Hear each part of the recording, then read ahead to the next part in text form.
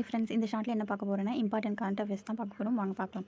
First வந்துட்டு Pradhan Mantri gram Sadak Yojana எப்போ start பண்ணியிருக்காங்கன்னா 2000 ஸ்டார்ட் பண்ணியிருக்காங்க. 2000 டிசம்பர் 25 ஸ்டார்ட் பண்ணியிருக்காங்க. நெக்ஸ்ட்டு வந்துட்டு மகளிர் இடஒதுக்கீடு சட்டம் 2023 தான் 106th அமெண்ட்மெண்ட் மூலமாக அதை இன்ட்ரடியூஸ் பண்ணியிருக்காங்க.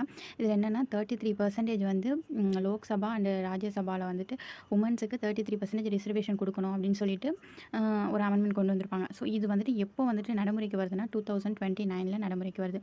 நெக்ஸ்ட்டு வந்துட்டு ஆர்பிஐயோட கவர்னர் இப்போ கரண்ட்லி யார் இருக்காங்கன்னா Sanjay Malhotra. Next national human rights கமிஷனோட சேர்மனாக யார் இருக்காங்கன்னா வி சுப்பிரமணியன் தான் இருக்கார். நிதி ஆயோக்கோட முழுநேர உறுப்பினர் வந்துட்டு இப்போது ராஜீவ் கவுடாங்கிறவர் இருக்கார். நெக்ஸ்ட்டு வந்துட்டு ஏஷியன் டெவலப்மெண்ட் பேங்கோட 69th கண்ட்ரியாக வந்துட்டு இஸ்ரேல் வந்து ஜாயிண்ட் ஆகிருக்கு. மகசாகர் கொள்கை அப்படின்னா என்னென்னு பார்த்தோன்னா தெற்குலக நாடுகளோட வளர்ச்சி மற்றும் பாதுகாப்பு அது சொல்கிறது தான் வந்துட்டு மகசாகர் கொள்கை.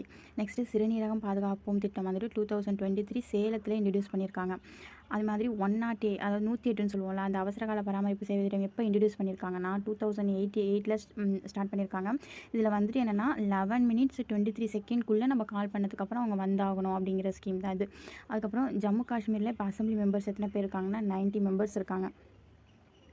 அடுத்தது ஒரு சென்ட்ரல் ஸ்கீம் ஒன்று இருக்குது, சூரிய வீடு இலவச மின்சார திட்டம். இது வந்துட்டு எப்படி சொல்லணும்னா பிஎம் சூரியகார் முக்தி பிஜ்லி யோஜனா அப்படின்னு சொல்லுவோம். இப்போ குரூப் 4 கூட கேட்டிருந்தாங்க. இப்போ இதில் என்ன சொல்லியிருக்காங்கன்னா 2030 500 ஜிகாவாட் வந்து இலக்கு உற்பத்தி பண்ணணும்னு சூரிய மின்சாரம். இது வந்துட்டு இதில் வந்துட்டு 1.3 crore ஃபேமிலி வந்து ரிஜிஸ்டர் பண்ணியிருக்காங்க.